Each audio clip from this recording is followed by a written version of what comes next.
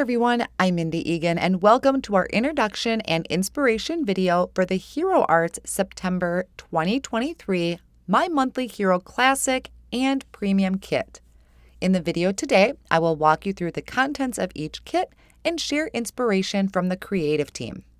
Our September release includes one of our most popular product combinations, a window die with coordinating stencils in a beautiful fall theme.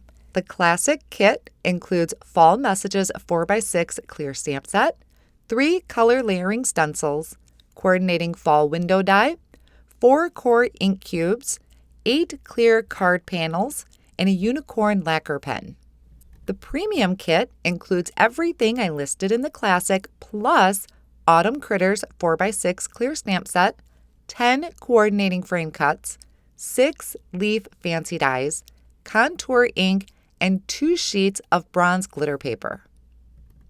Inside our kits, we include a backer sheet sharing the contents of each kit and inspiration to get you started. Now here's a closer look at the classic kit. We have the stamp, the window die, the stencils, our 4 ink cubes, and then your acetate panels, which are great for making shaker cards, and then your unicorn lacquer pen. I'll be showing you how to use these later on in the video. Let's take a closer look at the stamp set. The shaped sentiments included on the stamp set are thank you, sweater weather, sending my gratitude, autumn greetings, happy fall and season of thanks, and you can also color in those smaller images on the sentiments. The smaller strip sentiments include with gratitude, thankful for you, hello friend, and happy autumn. The layering stencils included in the classic kit are 3 layers to be able to build up color, and each one is labeled down in the bottom left-hand corner with an A, B, and C, and there's also those small square registration marks in the top corner to help you for easy alignment. You can hold the stencils down in place on your cardstock using low-tack tape or a magnetic work surface. The window fancy die has all of these beautiful fall elements to color in using the stencil. You can die cut it out of colored cardstock or white colored cardstock, and it'll give you 2 different looks. These beautiful fall colors that are included in the kit are espresso, caramel, spicy mustard, and cherry. I'll be using these colors from the kit and showing you how the stencil works a little bit later on in the video. You're also getting 8 clear panels in your kit that are cut to 4 1/4 by 5 1/2, perfect for making shaker cards. Then we have the unicorn lacquer pen, which is really great for adding detail and embellishments to your card projects. It comes in this small tube with the fine tip, so it's for easy application. Next, we'll take a look at the products included in the premium kit. So the premium kit is everything we just looked at, plus these additional elements. So first we have this bronze glitter paper. So these are 5 1/2 by 8 1/2 sheets. You're getting 2 of them in the premium kit. Beautiful glitter, does not rub off when you rub your finger over it. Our contour ink pad is a very light ink, which is great for doing no line coloring and gives your images a very artistic look. Then we have the clear stamp set and coordinating die, and there are also some dies in there that you can use your glitter cardstock with to die cut out leaves or mushrooms or sentiments. A few of the sentiments include sending hugs, you make my heart sing, and thank you. Then we have all of these fun fall critters celebrating fall dressed up in their sweater gear. We also have pumpkins and leaves, lots of fun things to fill in a scene. Now I'm going to show you how to use your layering stencil with your die cut window panel. So I have mine die cut out of a light brown cardstock. I taped my cardstock down to my work surface using a low-tack tape, and then I'm placing the first layer of the stencil down, and I'm going to hold that down with a tape as well. I just found one open area that matched up, and then just kind of shimmied my stencil until the rest fit in place.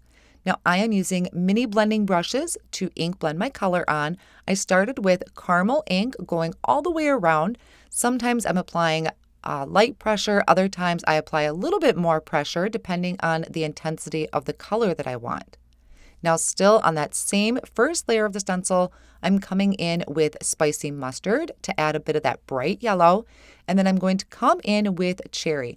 Now, my cherry was super juicy, so I did tap off quite a bit on the work surface and then came over to my stencil and just added it to parts of my leaves and not the entire thing. So I removed the first layer of the stencil, and using it on this light brown cardstock is going to give your card project a whole different look than if you were to do it on white.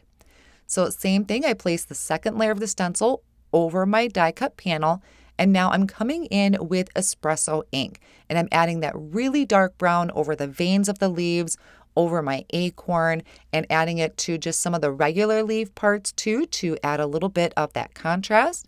And then coming in with cherry once again. So I do multiple colors of ink on one layer of stencil and let that color build up. For the third layer of the stencil, I'm going to be using the cherry ink, and for this one I don't tap off a lot because I want them to be really bright and intense, and then I can also come in with the espresso and add that for just a little bit more shading and contrast.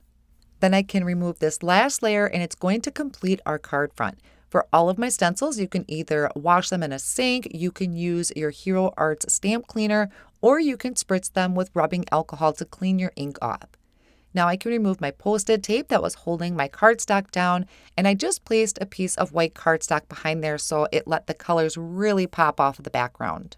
To create a shaker card, we need to attach our acetate to the back of our panel. You can do that with tape runner, liquid glue, or in this case, I am using a double-sided adhesive tape.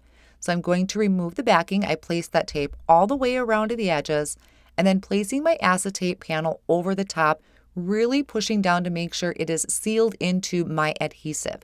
So that created our window. Now I'm taking some foam tape and I'm going to fold my foam tape in half. I want to have a lot of lift for my shaker panel to give my sequence room to move around. Then I'm going to trim this in half with some nonstick scissors. I have this to be skinnier because I want this to be able to fit all the way around my window. So now for each piece, I kind of measure out about how long I need it to go around the edges, trim it, and then I remove the backing of just one side of that foam tape and attach that down. The biggest thing that you need to watch for when creating a shaker window is that you need to have all of your foam tape touching each other. We don't want any of our sequins or any of our shaker bits falling out anywhere. So you want to make sure they're right up next to each other.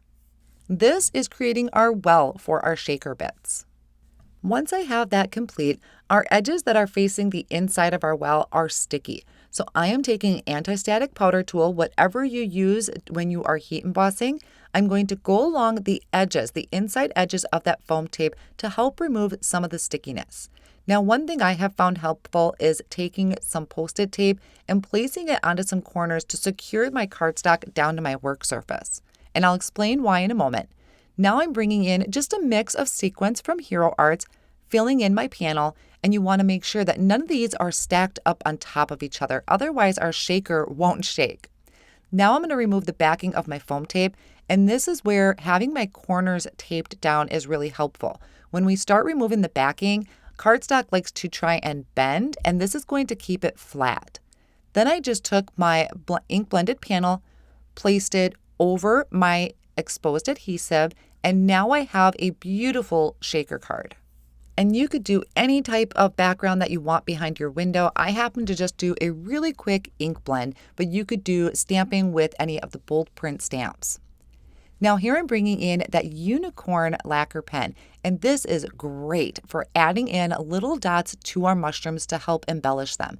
So once I kind of place that onto my mushrooms, I'll set it off on the side to dry for a little while. Now we'll take a look at some inspiration from the creative team featuring both the classic and premium kit option.